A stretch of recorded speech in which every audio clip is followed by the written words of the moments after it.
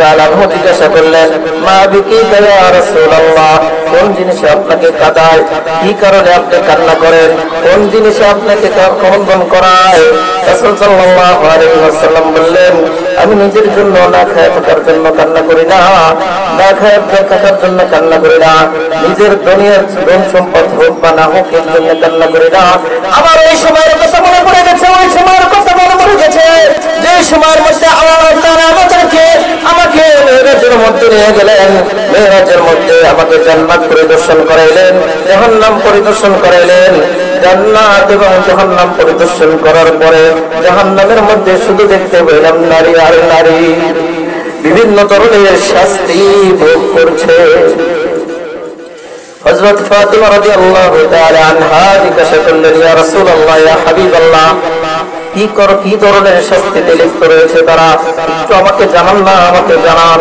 রাসূল সাল্লাল্লাহু আলাইহি ওয়াসাল্লাম তখন বললেন, রাসূল সাল্লাল্লাহু আলাইহি ওয়াসাল্লাম বললেন, এক নম্বর ওই নারী, যেই নারী মাথার চুলের মধ্যে ঝুলন্ত অবস্থায় জাহান্নামের মধ্যে শাস্তি ভোগ করতেছে, জাহান্নামের মধ্যে শাস্তি ভোগ করতেছে, মাথার মগজগুলো টকবক টকবক করতেছে, পানি যেরকম আগুনের মধ্যে দিলে ফুটতে থাকে সেই রকম মাথার মগজগুলো টকবক টকবক করে ফুটতেছে। হযরত ফাতিমা রাদিয়াল্লাহু তাআলা আনহা জিজ্ঞাসা করলেন, আব্বা জান, কোন কারণে, কোন অপরাধের কারণে তাকে জাহান্নামে এই ধরনের শাস্তি দেওয়া হচ্ছে, কোন কারণে জাহান্নামের মধ্যে তাদেরকে শাস্তি দেওয়া হচ্ছে? রাসূল সাল্লাল্লাহু আলাইহি ওয়াসাল্লাম তখন বললেন, ওই নারী, যে নারী বেপরদা হয়ে নিজের চুল খুলে রাস্তাঘাটে বের হয়, সেই নারী, বেপরদা নারী জাহান্নামের মধ্যে এরকম চুলের দ্বারা ঝুলন্ত অবস্থায় শাস্তি ভোগ করবে। হঠাৎ নিতে পারে তলিয়া, হঠাৎ ছাইয়া করে নিতে পারে তলিয়া, কিসের আশায় রইলে রে তুই মানিক রে ভুলিয়া, তুই মানিক রে ভুলিয়া, হঠাৎ ছাইয়া করে নিতে পারে তলিয়া, কিসের আশায় রইলে রে তুই মানিক রে ভুলিয়া, তুই মানিক রে ভুলিয়া, ধন সম্পদ পাইয়া হাতে করলি জমিদারি, ক্ষমতার অহংকারে করলি বাহাদুরি, তুই করলি বাহাদুরি, কত রেশমি পোশাক সোনার আংটি নেবে সজন রাখলিয়া, কিসের আশায় রইলে রে তুই মানিক রে ভুলিয়া, তুই মানিক রে ভুলিয়া, হঠাৎ পাঠাইয়া তোরে নিতে পারে তলিয়া, কিসের আশায় রইলে রে তুই মানিক রে ভুলিয়া, তুই মানিক রে ভুলিয়া, ক্ষণে ক্ষণে কবর ডাকে আইরে আমার বাড়ি, ক্ষণে ক্ষণে কবর ডাকে আইরে আমার বাড়ি, মাটির উপর থাকবি রে তুই দিন কয়েক চারি, তুই দিন কয়েক চারি, আসতে তো তোর হবে একদিন সাদা তখন পড়িয়া, কিসের আশায় রইলে রে তুই মানিক রে ভুলিয়া, তুই মানিক রে ভুলিয়া, হঠাৎ পাঠাইয়া তোরা নিতে পারে তলিয়া, কিসের আশায় রইলে রে তুই মানিক রে ভুলিয়া। আলহামদুলিল্লাহ, পাবনা জেলার সদর থানার অন্তর্গত বাইতুল্লাহ আদর্শ মহিলা মাদ্রাসার লিল্লাহ বোর্ডিং এর উদ্যোগে তাফসীরুল কোরআন, 2 দিনব্যাপী তাফসীরুল কোরআন মাহফিলের দ্বিতীয় অধিবেশন। এই অধিবেশনে সভাপতিত্ব করবেন জনাব মোহাম্মদ আইয়ুব আলী সরকার, কাউন্সিল ৯ নং ওয়ার্ড, পাবনা পৌরসভা। আরো বিশেষ অতিথি, প্রধান অতিথি, বিশেষ মেহমান, সকলের প্রতি শ্রদ্ধা এবং ভালোবাসা জানিয়ে আমার প্রাণ ঢালা সালাম পেশ করতেছি। আসসালামু আলাইকুম ওয়া রাহমাতুল্লাহি ওয়া বারাকাতুহু। সর্বপ্রথম শুকরিয়া জ্ঞাপন করি যে রব্বুল ইজ্জত আমাদেরকে এমন একটা মুহূর্তে, যেই মুহূর্তের মধ্যে চারিদিকে শুধু গুনাহের সমাহার, চারিদিকে শুধু জাহান্নামের পথগুলো খোলা, এমন পরিস্থিতির মধ্যে মহান রব আমাদেরকে দুনিয়াবী সমস্ত কর্মব্যস্ততাকে পৃথক করে পৃথিবীর মধ্যে সবথেকে ভালো জায়গা, সর্বোত্তম জায়গা, এই জায়গাকে রাসূল ঘোষণা করেছেন জান্নাতের বাগান। সেই বাগানের মধ্যে মহান আল্লাহ তাআলা আমাদেরকে আসার তৌফিক দান করলেন। সেই জন্য আমরা সকলেই শুকরিয়া আদায় করে নেই, বলি আলহামদুলিল্লাহ। মহান আল্লাহ তাআলা আমাদেরকে ভালোবেসেছেন, মহাব্বত করেছেন, যার কারণে আমরা জালিসুর রহমান বেহেশতের বাগানে আগে আগে এসে উপস্থিত হতে পেরেছি। আসলে এমন একটা যুগ চলতেছে, এই যুগের মধ্যে দিনের উপর চলাটা অত্যন্ত খুবই কঠিন, কঠিন আর কঠিন। শুধু একটু কঠিন নয়, আল্লাহ রাসূল সাল্লাল্লাহু আলাইহি ওয়াসাল্লাম এই যুগ সম্পর্কে 1450 বছর পূর্বে আল্লাহ রাসূল সাল্লাল্লাহু আলাইহি ওয়াসাল্লাম ভবিষ্যৎবাণী করে গিয়েছেন, ইয়াতি আলান নাস জামান, মানুষের মাঝে এমন একটি যুগ আসবে, এমন একটি সময় আসবে যে সময়ের মধ্যে মানুষ হাতের উপর আঙ্গা জ্বলন্ত আগুন রাখা সম্ভব হবে, কিন্তু দিনের উপর টিকে থাকা, ঈমানের উপর থাকা তার চেয়ে বেশি কঠিন হয়ে দাঁড়াবে। সেই যুগে আমরা সকলেই দেখতে পাচ্ছি, সেই যুগ আমাদের মাঝে এসে গেছে। দিন বলতে কিছু বোঝে না, আল্লাহর কোরআন হাদিস যে চলতে হবে আমাদের, সেইগুলো আমরা চলতে পারি না। সেই কারণে অত্যন্ত কঠিন যুগ চলতেছে। মানুষ আজ পঙ্গপালের মতো জাহান্নামের দিকে চলেছে। আজ দিন নিচে গেছে বললে চলে, শুধু মুখে মুখে ইসলাম আছে, আসলে দিলের মধ্যে দরদ ওরা মানুষের সংখ্যা একেবারেই কম। সম্মানিত উপস্থিতি মা ও বোনেরা, সেই কারণে যারা এই মাহফিলে আসতে পারবেন, যারা এই মাহফিলে উপস্থিত হতে পারবেন, তারা হলো পৃথিবীর মধ্যে বর্তমান যুগের মধ্যে সর্বশ্রেষ্ঠ মানুষ হিসেবে গণ্য হবে। সম্মানিত উপস্থিতি, এখনো যারা, সেই জন্য আমরা বাড়িতে আসি, ঘরে আসি, দ্রুত ঘরের কাজ, বাড়ির কাজ ছেড়ে আমরা মাহফিলের প্যান্ডেলে এসে বসে যাই। কারণ এই মাহফিল 3 ঘন্টা পরে আর পাওয়া যাবে না। এই মাহফিল সারাদিন চলবে না, জোহরের আগ পর্যন্ত হয়তো বা চলবে, কিন্তু বছরে একটা দিন যদি আমরা কোরবান না করি, তাহলে আমাদের মতো হতভাগা আর কে হতে পারে। সম্মানিত মা ও বোনেরা, সেই কারণে সকলকে আমি দৃষ্টি আকর্ষণ করে বলবো, আপনারা যারা এদিক সেদিক ঘোরাঘোরা করছেন, বাড়িতে কাজ নাই, কিন্তু এটা একটা বড় একটা নিয়ামত। এই সময়ের মধ্যে এই সময়টা চলে গেলে আর নিয়ামত পাওয়া যাবে না। এই কারণে আমরা মাহফিলের প্যান্ডেলে এসে সকলেই বসে যাই। মহান আল্লাহ তাআলা কোরআনুল কারীমের মধ্যে সূরা আহজাবের একখানা আয়াত আমি তেলাওয়াত করেছি। সেই আয়াত সম্পর্কে এবং রাসূল সাল্লাল্লাহু আলাইহি ওয়াসাল্লামের অসংখ্য অগণিত হাদিসের মধ্যে থেকে একখানা হাদিস পাঠ করেছি। এর সংশ্লিষ্ট হতে আমি কিছু কথা বলবো। আল্লাহ তাআলা সর্বপ্রথম আমাকে আমলের নিয়ত বলার সুযোগ দেন, এবং যারা আমরা শ্রবণ করব, নিয়তটাকে পরিশুদ্ধ করে সকলে আমরা শ্রবণ করব। সম্মানিত মা ও বোনেরা, আল্লাহ তাআলা পৃথিবীর মধ্যে আমাদেরকে পাঠিয়েছেন, তার কিছু লক্ষ্য উদ্দেশ্য বলে দিয়েছেন। শুধুমাত্র আমাকে আল্লাহ তাআলা হাত দিলেন, পা দিলেন, চোখ দিলেন, কান দিলেন, অঙ্গ প্রত্যঙ্গ দিলেন, কিন্তু আমরা সেই নিয়ামতের শুকরিয়াগুলো আদায় করলাম না। নিয়ামতের শুকরিয়া কিভাবে আদায় করব? আল্লাহ তাআলা চান তার ইবাদত বন্দেগী করা, আর বান্দার জন্য সেই নিয়ামতের শুকরিয়া স্বরূপ ইবাদত বন্দেগী করলে আল্লাহ তাআলা খুশি হন।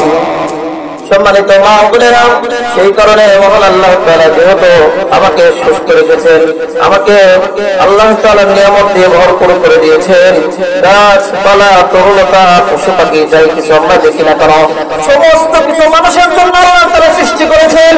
আর শুধুমাত্র আল্লাহ তাআলা মানুষকে সৃষ্টি করেছেন তার ইবাদত বন্দেগী করবার জন্য। যদি আমরা এই কথাগুলো না বুঝি তাহলে আমাদের মতো হতভাগার কখন পড়া কি হবে, আমাদের মতো হতভাগার কখন পড়া কেউ রইবে না। সেই কারণে আমরা এখনো বোঝার চেষ্টা করি, যতদিন পর্যন্ত হায়াত আছে, মৃত্যু আসার পূর্বে ততদিন পর্যন্ত আমরা অবদানি করার চেষ্টা করি। যদি আমরা চেষ্টা না করি তাহলে আমরা কারণ কিয়ামতের ময়দানে আল্লাহ তাআলার কাঠ গড়ায় তখন দাঁড়াবো, যখন আল্লাহ তাআলার পক্ষ থেকে ঘোষণা আসবে আনতা সাল্লামা আইয়ুহাল মুজরিমুন। ও আমার পাপাচার বান্দারা, গুনাহগার বান্দারা, দুনিয়াতে তোমরা সুখী শান্তিতে থাকার চেষ্টা করেছো, আমাকে ভুলে গিয়েছো, দিনকে ভুলে গিয়েছো, কোরআন পড়ো নাই, নামাজ পড়ো নাই, পর্দা করো নাই, এগুলো বাদ দিয়ে শুধুমাত্র নিজের খেয়াল খুশি মতো চলেছো। তোমরা যারা পাপাচার আছো, গুনাহগার আছো, তোমরা মুমিনদের থেকে পার্থক্য পৃথক হয়ে যাও। ওই সময় আসার আগে আমাদেরকে দুনিয়াতে থাকতে থাকতে আমাদেরকে সেটা ঠিক করতে হবে। সেই কারণে আপনারা এখনো যারা আমরা মাহফিলের প্যান্ডেলে এসে বসতে পারি নাই, তারা অতি দ্রুত মাহফিলের প্যান্ডেলে এসে বসে যায়। মহান আল্লাহ তাআলা পবিত্র কালামের মধ্যে ঘোষণা করে দেন, আল্লাহ রাসূল সাল্লাল্লাহু আলাইহি ওয়াসাল্লাম, প্রিয় নবী সাল্লাল্লাহু আলাইহি ওয়াসাল্লাম তার স্ত্রী যুগলদের সম্পর্কে ওই সময়ের একটা ঘটনা। আসলে রাসূল সাল্লাল্লাহু আলাইহি ওয়াসাল্লামের স্ত্রীগণ দুনিয়া ত্যাগী ছিলেন, আমাদের মতো দুনিয়া লোভী ছিলেন না। কিন্তু তারপরেও ওই যুগের রাজা বাদশাহ তারা অনেক বড় দবদবা, অনেক বড় প্রভাবশালী ছিল, টাকা পয়সা, ধন দৌলতের মালিক ছিল। কিন্তু রাসূল সাল্লাল্লাহু আলাইহি ওয়াসাল্লামের স্ত্রীগণ শুধুমাত্র এতটুকু তামান্না করেছিলেন, আমরা তো কষ্ট করি, আমাদেরকে কিছু দুনিয়ার ধন দৌলত আমাদেরকে দিন, আমরা যাতে করে একটু আরাম আয়েশের ব্যবস্থা পাই, সুখী শান্তিতে থাকতে পারি। সেই কারণে আল্লাহ রাসূল সাল্লাল্লাহু আলাইহি ওয়াসাল্লামের কাছে একটা প্রস্তাব পেশ করতে চেয়েছিল, কিন্তু আল্লাহ তাআলার কাছে এটা এত পছন্দনীয় হয়েছিল, আল্লাহ তাআলা ঘোষণা করে দিলেন, ইয়া আইয়ুহান নাবিয়্যু কুল লিআজওয়াজিকা ইন কুনতুন্না তুরিদনাল হায়াতাদ দুনিয়া ওয়া যিনাতাহা ফাতাআলাইন উমাত্তি'কুন্না আও সাররিহকুন্না সারাহান জামিলা। আল্লাহ তাআলা তাদের এই প্রস্তাবকে এত পছন্দ করলেন, যার কারণে নবীকে সম্বোধন করিয়া বলেন, হে নবী, আপনি বলে দেন আপনার স্ত্রীদেরকে তুরিদনাল হায়াতাদ দুনিয়া, তারা যদি দুনিয়ার জিন্দেগি চায়, ও যিনাতাহা এবং সৌন্দর্য চায়, দুনিয়ায় ভালোভাবে থাকতে চায়, দুনিয়ার সম্পদ চায়, ধন দৌলতের মালিক হতে চায়, সৌন্দর্য মালিক হতে চায়, কিন্তু তাদেরকে ঘোষণা করে দেন, তাদেরকে আপনি বলে দেন, কুল্লি আজওয়াজিকা ইন কুনতুন্না তুরিদনাল হায়াতাদ দুনিয়া ওয়া যিনাতাহা ফাতাআলাইন, আসো তোমাদেরকে ধন দৌলত দিয়ে তোমাদেরকে বিদায় জানিয়ে দেওয়া হবে। এই আয়াত যখন আল্লাহ তাআলা ঘোষণা নাযিল করলেন, আল্লাহ তাআলা যখন আয়াতকে পাঠিয়ে দিলেন, রাসূল সাল্লাল্লাহু আলাইহি ওয়াসাল্লাম সর্বপ্রথম হযরত মা আয়েশা সিদ্দিকা রাদিয়াল্লাহু তাআলা আনহাকে প্রস্তাব করলেন, তোমাদের জন্য একটা প্রস্তাব আল্লাহ তাআলা পাঠিয়েছে, যদি তুমি তোমার বাবার সাথে পরামর্শ করে তারপর মতামত পেশ করবে। যখন হযরত আয়েশা সিদ্দিকা রাদিয়াল্লাহু তাআলা আনহা শুনলেন, তখন বললেন, না না না, আমি দুনিয়ার কোনো কিছু চাই না, দুনিয়ার কোনো কিছু চাই না, একমাত্র আল্লাহ এবং রাসূলকে চাই। ওয়া ইন কুনতুন্না তুরিদনাল্লাহ ওয়া রাসূলাহু ওয়াদ দারাল আখিরা, যদি আল্লাহ এবং আল্লাহর রাসূলকে চাও এবং দুনিয়ার আখিরাতকে চাও, তাহলে তোমরা দুনিয়ার সমস্ত লোভ লালসা থেকে পৃথক হয়ে আল্লাহ তাআলার জন্য চলে আসো। সম্মানিত হাজিরিন, আল্লাহ রাসূল সাল্লাল্লাহু আলাইহি ওয়াসাল্লাম পুস্তক পেশ করার পর মা আয়েশা সিদ্দিকা রাদিয়াল্লাহু তাআলা আনহা তিনি উত্তর দিলেন, আমি আল্লাহ এবং আল্লাহর রাসূলকে চাই এবং আখিরাতকে চাই, সমস্ত ভালাইকে আমরা চাই, দুনিয়া আসলে আমরা চাই না। সম্মানিত উপস্থিতি, কিন্তু বর্তমান পরিস্থিতি আমাদের এরকম হয়ে গেছে, দুনিয়াটাই আমরা বেশি প্রাধান্য দেই, আখিরাতকে প্রাধান্য দেই না। আখিরাতকে প্রাধান্য দিতে হবে না। আখিরাতকে প্রাধান্য যদি না দিতে পারি, তাহলে আমাদের জন্য কিয়ামতের ময়দানে কোনো অংশ থাকবে না। সেই কারণে তো দুনিয়ার সমস্ত কিছু বর্জন করতে হবে।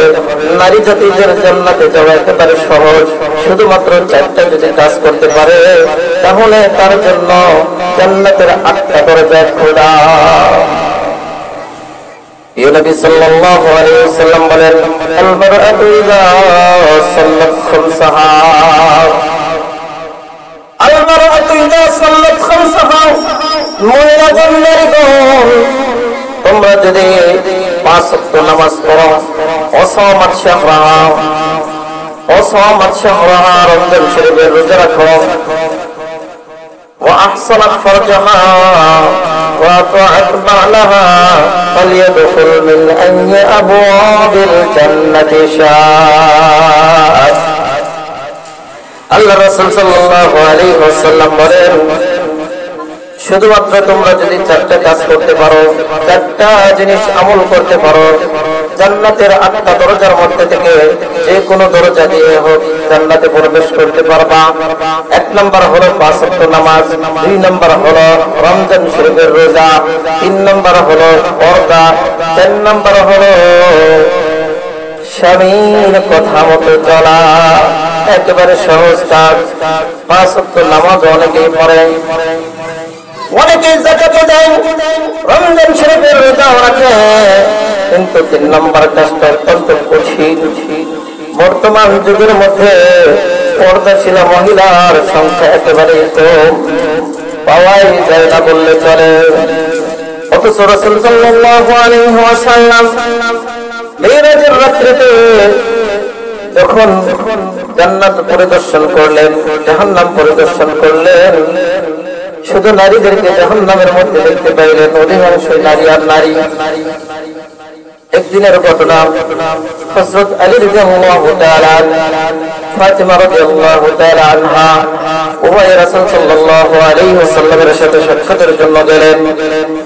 সৌজন্য সাক্ষাৎ করার উদ্দেশ্য ছিল, আমরাও বর্তমান সময়ে যখন যেমন বাবার বাড়িতে যাই, বাবার সাথে সাক্ষাতের জন্য, মায়ের সাথে সাক্ষাতের জন্য, অনুরূপভাবে হযরত আলী রাদিয়াল্লাহু তাআলা এবং ফাতিমা রাদিয়াল্লাহু তাআলা আনহা উভয়ে এনারা রাসূল সাল্লাল্লাহু আলাইহি ওয়াসাল্লামের সাথে সাক্ষাতের জন্য গেলেন।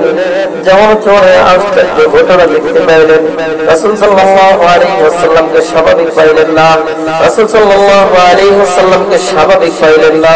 রাসূল সাল্লাল্লাহু আলাইহি ওয়াসাল্লাম কান্না করতেছিল, 2 চোখের পানি ছেড়ে দিয়ে কান্না করতেছে, কান্না করতেছে।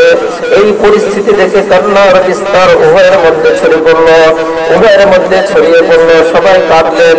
কান্না করার পরে হযরত আলী রাদিয়াল্লাহু তাআলা আনহা জিজ্ঞাসা করলেন, মা বিকিকা ইয়া রাসূলুল্লাহ, কোন জিনিসে আপনাকে কাঁদায়, কি কারণে আপনি কান্না করেন, কোন জিনিসে আপনাকে ক্রন্দন করায়? রাসূল সাল্লাল্লাহু আলাইহি ওয়াসাল্লাম বললেন, আমি নিজের জন্য না খায় থাকার জন্য কান্না করি না, না খায় থাকার জন্য কান্না করি না, নিজের দুনিয়ার ধন সম্পদ হোক বা না হোক এর জন্য কান্না করি না।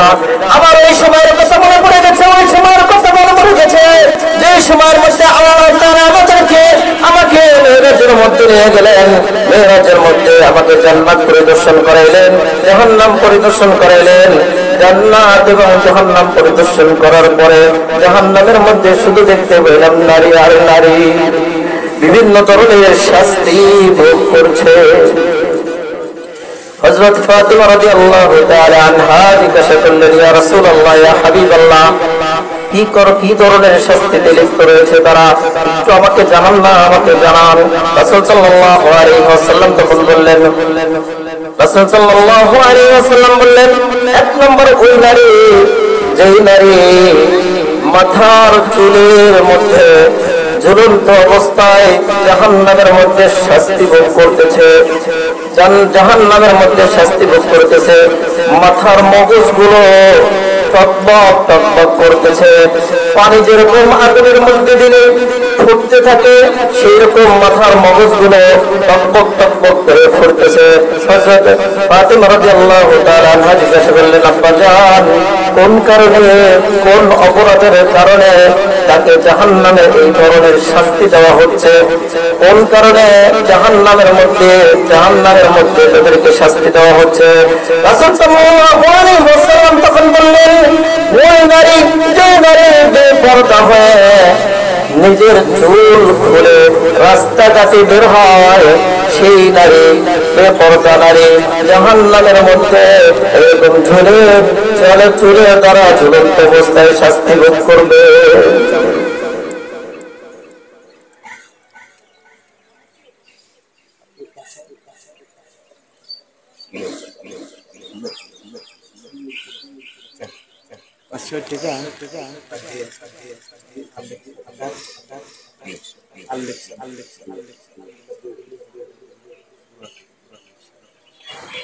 মাশাআল্লাহ, জনাব মোহাম্মদ আল্লেফ সরকার 500 টাকা উভয় হজে যাবেন, দোয়া চাই আল্লাহ তাআলা মনের আশা দিলের আশা পূরণ করে দেন, সকল বলে আমিন। আল্লাহর দুইজন বান্দা বান্দীকে আল্লাহ তাআলা হজে মাবরুর কবুল করেন, সকল বলে আমিন। কবুল হজ আল্লাহ তাআলা যেন তার আমলনামায় দিয়ে দেয়, সকল বলে আমিন। সম্মানিত মা ও বোনেরা, বলতেছিলাম রাসূল সাল্লাল্লাহু আলাইহি ওয়াসাল্লামের কাছে হযরত ফাতিমা রাদিয়াল্লাহু তাআলা আনহা জিজ্ঞাসা করলেন, ইয়া রাসূলুল্লাহ, ইয়া হাবিবাল্লাহ, কোন কারণে জাহান্নামের মধ্যে শাস্তি ভোগ করতেছিলেন? তারা কোন কারণে জাহান্নামের মধ্যে ঝুলন্ত অবস্থায় শাস্তি ভোগ করতেছিল? ওই নারী, যে নারী দুনিয়ার মধ্যে চুল খুলে বেপরদা অবস্থায় রাস্তাঘাটে বের হয়, পর পুরুষের সাথে দেখা করে, কোন নিজের মর্যাদা বলতে বোঝে না, সেই নারী জাহান্নামের মধ্যে ঝুলন্ত অবস্থায় শাস্তি ভোগ করতে থাকবে। দ্বিতীয় ওই নারী, যেই নারী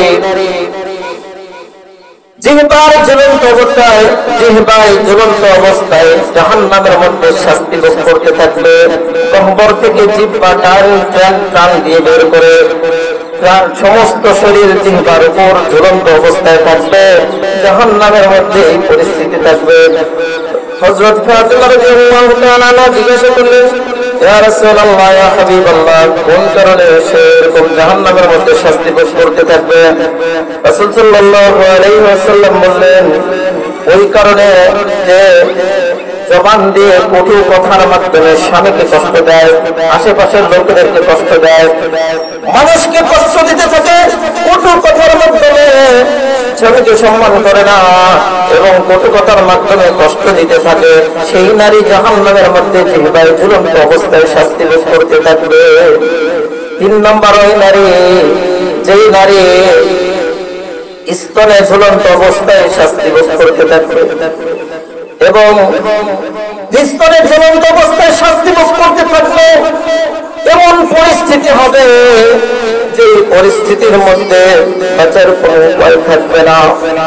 হযরত ফাতিমা রাদিয়াল্লাহু তাআলা আনহা জিজ্ঞাসা করলেন, আব্বা জান, কোন কারণে সেই ধরনের শাস্তি ভোগ করবে? রাসূল সাল্লাল্লাহু আলাইহি ওয়াসাল্লাম বললেন, ওই নারী, যেই নারী বিবাহিত হওয়ার পরেও অন্য পরপুরুষের সাথে সম্পর্ক রাখে, ওই নারী, যে নারী নিজের সতীত্বকে রক্ষা করে না, যে নারী নিজের সতীত্বকে রক্ষা করতে পারে না, জাহান্নামের মধ্যে ভয়াবহ অবস্থায় তার শাস্তি ভোগ করবে। চতুর্পাশে তার সাপ বিচ্ছু দ্বারা ভরপুর থাকবে। ওই সময় মানুষ চিৎকার করে কোনো লাভ হবে না। মা, দুনিয়াতে থাকতে এই কথাগুলো বুঝে আসতে হবে। যদি বুঝে আসে তাহলেই তো বাঁচার কোনো রক্ষা পাওয়া যাবে। সেই কারণে আমরা এই ধরনের শাস্তি থেকে বিরত থাকতে হলে অবশ্যই দুনিয়ার মধ্যে এর থেকে বিচক্ষণ হতে হবে। 4 নম্বর ওই নারী, যার উভয় হাত কপালের সাথে বাঁধা, আর উভয় পা থাকবে বুকের সাথে বাঁধা। এই পরিস্থিতিতে জাহান্নামের মধ্যে শাস্তি ভোগ করতে থাকবে, জাহান্নামের মধ্যে শাস্তি ভোগ করতে থাকবে। হযরত ফাতিমা রাদিয়াল্লাহু তাআলা আনহা জিজ্ঞাসা করলেন, ইয়া রাসূলুল্লাহ, ইয়া হাবিবাল্লাহ, ওই নারী কোন নারী যে জাহান্নামের মধ্যে সে হাত পা বাঁধা অবস্থায়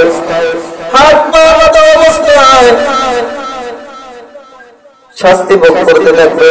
রাসূল সাল্লাল্লাহু আলাইহি ওয়াসাল্লাম বললেন, ওই নারী যে নারী নামাজে অমনোযোগী, অপবিত্র হওয়ার পর পবিত্র হইতে অলসতা করে এবং নামাজ পড়ে না।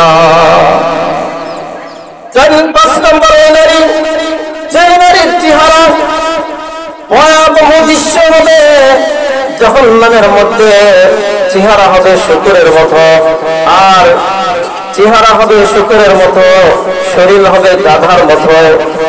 এই পরিস্থিতিতে সে জাহান্নামের মধ্যে শাস্তি ভোগ করতে থাকবে এবং চারিপাশে সাপ-বিচ্ছু দ্বারা ভরপুর থাকবে।